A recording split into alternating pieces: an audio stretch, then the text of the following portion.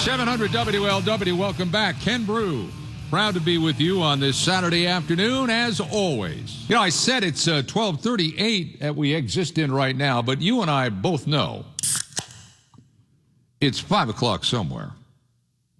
Excuse me while I sip this up. Oh, that's good. 749-7000, 1-800, the big one. Pound 700 on AT&T if you'd like to get a hold of me on Twitter, because all the kids are using this. It's the @ in my name, KENBROO. Sign up today and get my pithy little comments throughout the day. I know we saw it again this week. There was a shooting this week in Philadelphia. 6 police officers trying to serve a drug warrant were shot by this shooter who was in a hostage situation. And it seemed like it went on forever. All of the coverage on it was exhausting. But I think the thing that bothered me the most is that the guy was live streaming all of this on Facebook. And it's not the first time that someone like this has done this. I mean, back in March of this year, you remember the mosque shooting in New Zealand? The shooter's live stream sparked social media to scramble to remove the footage. It's the media, again, that is trying to make these guys famous when they should not. Standing by talking about the implication of the media streaming and otherwise is Dr. Alex Del Carmen. And this is a guy who understands law enforcement. He's an expert, and he is right now teaching strategic studies, criminal justice and strategic studies at Tarleton State University in Fort Worth. And he's standing by on the AcuteHearingCenters.com hotline. And Dr. Del Carmen, welcome to 700 WLW. How are you? Thanks for having me. How implicit or complicit, should I say, is social media on all of these shootings that are going on? It seems to me very complicit. Right. I mean, I agree totally. I mean, I think, look, social media has become a tool and has become a way for us to communicate with each other, especially those of us that have relatives far away. But at the end of the day, it's also become a weapon. I would argue is being weaponized by the bad guys to use it as a platform for their ideology, right? So we saw a little bit of that in the El Paso shootings. We also saw some of that recently in Philadelphia, how, this individual that is shooting at innocent individuals that are doing their job, police officers, is actually live streaming the entire incident for the rest of the world to see. I mean, I can't imagine that happening and people actually watching that. I can't either. There has to be some sort of sickness for that. You're right. I'm wondering, and again, I'm not a big censorship guy, but I wonder how places like Facebook, or for that matter, Twitter, and how can they prevent this? How can they take it down once it's up there? How can they just stop this before it ever starts? Is there a way to do that? Well, they have their programs and folks that actually monitor. If you talk to Facebook, they'll tell you that they do this, this particular, monitoring multiple thousand of times a day, right, where they take down, social media postings that are offensive, that are criminal. But then in reality, it's going to be really hard to do that, especially if the person seems to be, quote unquote, normal throughout their entire tenure with Facebook, and then all of a sudden they begin to stream, something like this, right? Right. And I think the larger part is that we seem to, and by we I mean you, me, everybody else who walks around on the face of this earth, we either tolerate it or ignore it. In either case, it doesn't deal with the problem. I really and truly think, and I know that the current president has assembled various social media groups to the White House for seminars on things other than this. But I do think there's got to be some sort of self-empowerment, some sort of what am I looking for?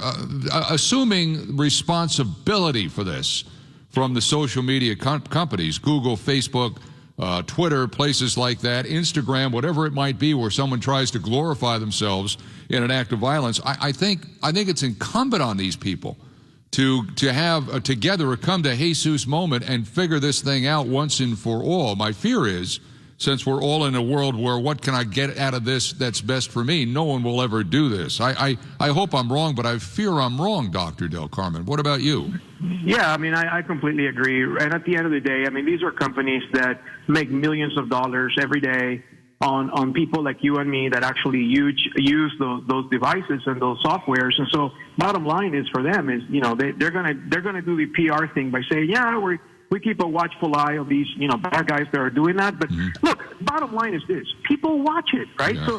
So it's not the bad guys streaming it. It's why in the world are people, you know, clicking on likes and making comments and they're watching it, right? So we need to have a responsibility among ourselves to simply turn off the dial and say, I'm not going to watch that, right? Right. And honestly, I worked in the mainstream media for over 45 years, and the mainstream media is complicit in this as well. I was very happy to see that it was difficult to find the name of the Philadelphia shooter. That made me feel good. But quite frankly, at other times, somebody shoots up a mosque, temple, or whatever it may be, and all of a sudden, here's the picture, here's the guy's name, and I think in doing that, you probably empower countless others to think, well, I can do the same thing too. Okay, if I lose my life, so what? I'll go down in a glory of flames. And I'm not a big censorship guy, but I think there's got to be some sort of responsibility for ABC, NBC, Fox, and other places like that. Do you? Absolutely, and look, I'm a First Amendment proponent, and I think our Constitution is wonderful, right? But at the end of the day, you know, your rights and my rights end when somebody's rights are being infringed upon. And you know what the media is doing now, the traditional media, is they put out, you know, like a block, and they say you can't watch this; it's very sensitive. Yeah. Well, what do people do? They go to Google and begin to Google it, right? So that we're promoting it, hyping it up even more and more. Yeah, there's an old joke in television, particularly local television, that when you say something like, we have to warn you, this could be very disturbing, you know, that's like, hey, open your eyes and take a look at this, you know? I mean, it's almost like a code to, hey, stand by for something really good. I mean, it's in a lot of ways, it's just sick. It really is, and we've become a society that glamorizes that, right? So as careful as we may be, at the end of the day, we all share that responsibility, not just the social media outlets, but I would argue those individuals in our society that actually watch it, they comment on it.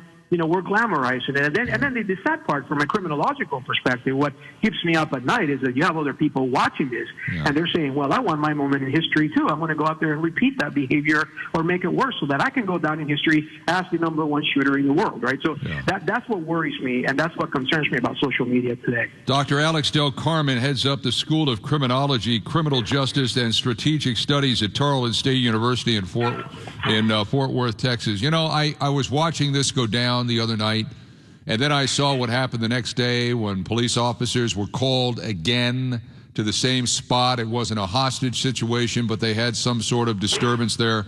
And I noticed how people there were, some of them anyway, were pushing these officers and yelling things at them. And I saw all that nonsense that took place in New York about 2 weeks ago when police officers were getting water dumped on them, and the mayor, who's a complete empty suit up there, running for office when he should be running his own city and better than what he is, does absolutely nothing to address it, to condemn it, and to help his police force. And I said to myself, Dr. Del Carmen, I don't know why anyone in this world right now wants to be a police officer because of the lack of respect that's going on among the general populace for those guys. They're out there laying their lives on the line every single day.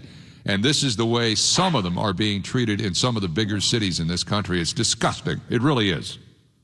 Yeah, you know, it's really sad to see that, you know, we see it every day, right? So I've trained about 15,000 police officers in the past 21 years throughout the United States. And I can tell you the profession has radically changed, and it has had a huge impact on individuals that are eligible and that would be really good police officers, right? So they're looking at their career choices and saying to themselves, why in the world am I going to be a police officer paid half of what I would otherwise be paid in a private court company and then be the subject of ridicule, harassment, and social media postings all day long? So it's having a huge effect, and I hope we can get that together and rectify that issue and show our officers that we support them. You know, I think there were back-to-back days this past week where one of New York's finest took their own life. There were back-to-back suicides among New York City cops this week, which is another disturbing trend. I guess when you get despondent, regardless of what walk in life you're in, you might resort to something like that. But it's more disturbing when it's a cop, and what we've seen from the New York City, some of the residents in New York City towards those police officers up there. That's very disturbing for me too, Doctor. Absolutely, and we're seeing a trend of that. New York City this year has had a really tough trajectory in terms of, suicides. We even had a command staff member in NYPD that committed suicide a few weeks ago. So we're seeing a trend of that, and it's continuing to happen. And I'm afraid that it's not going to end anytime soon until we actually make their job more tolerable. Then we address the issue of mental illness and stress on the job as well. Well, I think you and I are in simpatico here with this, that we're big First Amendment guys. We don't like to have anything cut out from places, redacted or anything else. We want to see it in true varnish, without true varnish. But you and I are both in agreement that something's got to be done here with social media, and somebody is going to have to take command of this thing, so we don't have what this idiot in Philadelphia did a couple of nights ago, and not just put 6 cops in harm's way, but a lot of other residents there in harm's way too. But Dr. Del Carmen, it's always great having you on. You know what? Every time I have you on, I feel like I understand these things better, and if I do, I know the folks listening do as well. So thank you again, and you have a great weekend. Thanks for joining us. You as well. Thanks for having me. Dr. Alex Del Carmen, Tarleton State University. That was absolute nonsense last week in Philadelphia. These cops are going after a druggie. The druggie is giving stuff to other druggies, which makes him a pusher. And all of a sudden, they got fire from all over the place. The guy's got hostages. You got a neighborhood in complete tension and fear, all because one idiot is standing behind a wall shooting bullets at cops. I mean, it's just stupid. And yet, they left it up there. Live face stream, and some of us watched. Who makes, what's worse, the guy that's putting that stuff up there or the people that are watching it? I'm not sure. It's coming up on 1250, Newsradio, 700 WLW.